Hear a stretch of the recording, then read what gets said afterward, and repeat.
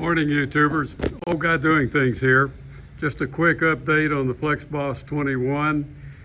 Signature Solar sent me out a replacement device. Have to replace it because the existing system, the first system I put in, no longer recognizes the battery voltage coming in, and basically there's no input or output from the MPPTs and the battery. No recognition whatsoever of the batteries. Nothing coming in, nothing going out.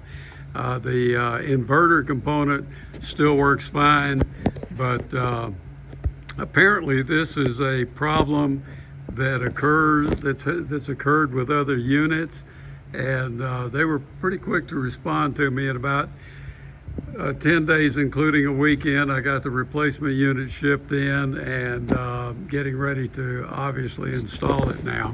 So if you have a unit that shows that you have voltage, your appropriate battery voltage at this battery terminal here, you've got the right voltage there, and on your diagram on your monitor you see nothing but a red battery, and in your event it basically says that there is no battery available to the unit, then you may have this same issue.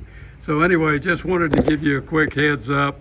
Good response from Signature Solar. I really hate to redo all this work, but probably take me the rest of the day to get it done. The good news is not anywhere near as bad as the first installation.